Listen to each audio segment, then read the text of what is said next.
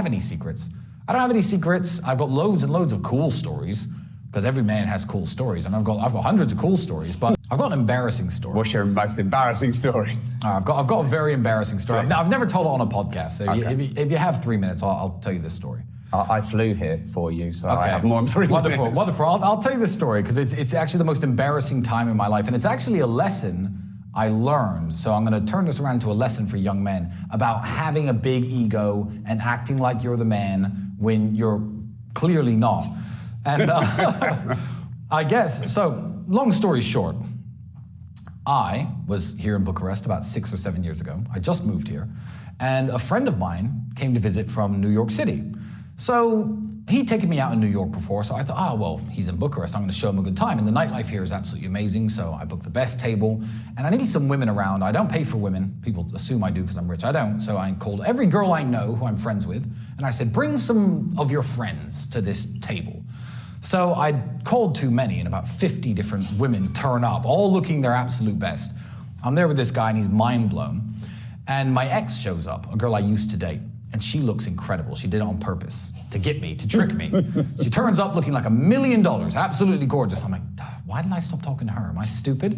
So by coincidence, my friend, we'll call him James for this part, I'm not gonna name him. My friend James starts talking to this girl's friend, and I'm like, good. Boom, done deal. He likes her friend, I'm gonna get back with her, everything's gonna work out perfectly fine. So because I had people visiting my house, I decided to go to a hotel, to get a hotel room for me and my girlfriend, my ex-girlfriend, and a hotel room for them too, and we'd stay there tonight and get back to my house in the morning. So here's where, you know the Bible said, pride cometh before the fall.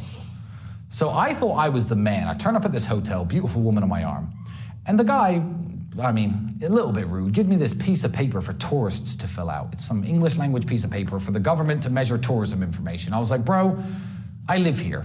I speak your language, I live here, I don't need to fill that out, I'm not a tourist. He goes, do you have a Romanian passport? I said, no. He goes, you have to fill it in. I was like, bro, just give me the rooms, here's the money, let's go. No, you can't have the rooms until you and him fill these in. So I'm like, for fuck's sake. So I thought I was the man at this point. I said, all right, get the pen, name. Captain Dickhead. Passport number 123456. Boom, money. Give me the keys. Okay, cool. He took my bits of paper. So I go upstairs. It's now getting to 5 o'clock in the morning. I'm drunk. She's drunk. Everyone's drunk. So we start kissing, making out, and she's like, oh, do you have protection? I'm like, well, I don't. It's at my house. Obviously, we're in a random hotel. So she says, okay. And I said, yeah, fine. We won't sleep together tonight, no problem at all.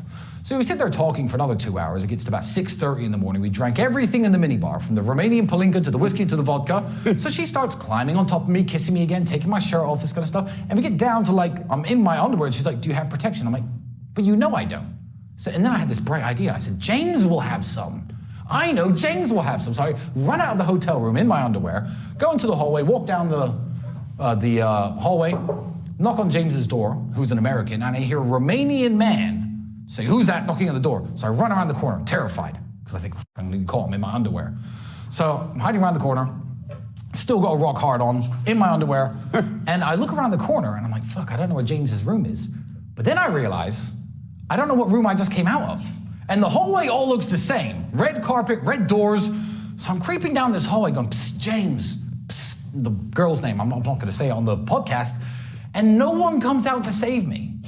So it's 7 o'clock in the morning, sun's coming up, rock hard on in my pants, in my underwear, I get in the elevator, I'm going down the stairs.